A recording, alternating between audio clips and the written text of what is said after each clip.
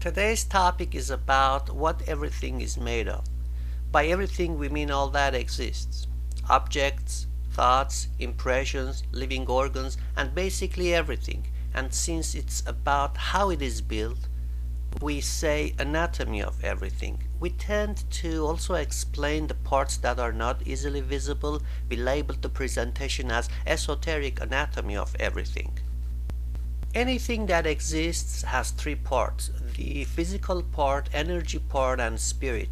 We use the term physical part, but also it is known as material part or matter or mass. In this presentation, we use the term physic or physical part. We mean mass, matter, or material part. Sometimes I think in reality everything has only two parts: physical part and spiritual part. So it can be said that the entire existence is a spectrum that starts from physical elements in one end and spiritual elements in the other end. Since it's a spectrum, every point of that spectrum has some physical and some spiritual part. In living organs, the spiritual part is more than matters and objects. Energy occurs when physical world and spiritual world overlap. I think energy can be said the spirit of mass, or energy is the physical part of spirit. What is important to see is that energy is the bridge between physical world and spiritual world. The question comes as why in our representation we put physical part in the bottom. Why the order of these three parts is not the other way around? Simply because we want to comply to the way nature is. We always hear a human has body, mind, and spirit. This confirms our general anatomy of physic, energy, and spirit. As you see in human, physic is human body, energy is human mind, and spirit is human spirit. Let's conclude this final scale that will be used to represent where something stands in the scale of physical matter, energy, and spirit.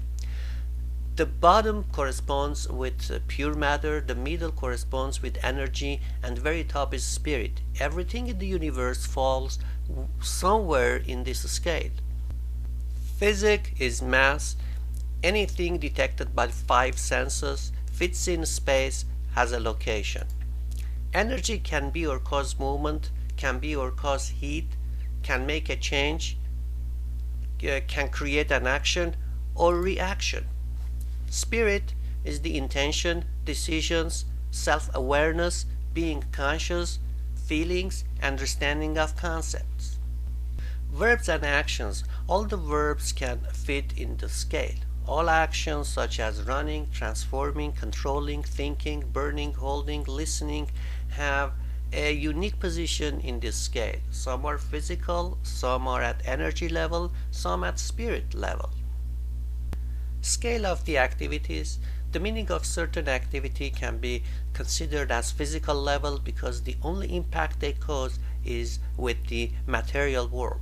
For example, holding, containing, waiting, saving, these are some samples of activities that create and cause physical impact. Activities such as burning, transforming, extracting, moving cause some type of an energy change. These verbs make impact in energy world more than in material world. Controlling, deciding, thinking are some sample that represent more of a spiritual world. As we look into human anatomy, it is not an accident that the organs that are in charge of holding body waste and preserving human race are in the very bottom. The organs that are in charge of filtering waste material from vital ones are a little bit above. Organs that create energy and deliver to others are in energy level of our identified scale. And in the top are organs that control and manage the body. We can see that even anatomy of living organs follow the same general pattern as we presented. One of my favorite subjects is listening. Listening is an art, skill, or in a very advanced stage is a discipline. It's as complex as playing a piano in a concert. An average person who has not learned to listen is listening in a physical level. Physical level of listening is just stay barely quiet as the person talks. No effort to remember anything. In fact, the one who listens has no awareness of the thoughts. In a little bit higher level of listening, one listens the first couple of words but then disconnects. People at this level of listening usually interrupt after one or two words on the given sentence. A little bit higher level is never interrupt but can't repeat the sentence. Next level of listening is when one repeats the sentence but has no comprehension of the sentence. Then it is the level that one can repeat and translate to any other language. Higher than that is when listener can reformulate the sentence or summarize the sentence. Next level of listening, which is entering in spiritual level in the scale of listening, is to see why the person is saying the sentence. More advanced is to see the perspective of the person on the given subject. Next level, which is very advanced level in listening, is to see one's perspective in all these subjects. And last is realize someone else's conscience. Society is collection of people. Energy of the society are the events. Spirit of the society are ideas. As two people talk, if they talk about ideas, they talk at spirit level of the society. If they talk about events, they are at the mid level, and the ones talk about people are at the primitive level in the perceiving the social issues. By duality here we mean to comprehend or define something in relation to its opposite. As we define left, we also define right. It's hard to understand left without understanding right. Same as dark versus light, good versus bad, and so on. In physical level, duality is more clear. At energy level, there is not as much of an obvious interrelation between opposite end of a spectrum. But still duality exists in the middle part. As we get to the spiritual world, duality diminishes, and as we reach the top, and there is a non-dual state. Humanity has shown tremendous amount of effort to discover truth on everything. Science is discovering truth in the physical world, philosophy is discovering truth in mental world, and remember, mind corresponds to energy level. So philosophy comes up in the middle. And religion throughout the history has been trying to explain spiritual world. Self-realization and estimation also can fall in this category. When we value ourselves by physical and material property, it's more into a physical level. Also a little bit higher when we value ourselves by title, status, position. Again, we are kind of in physical level.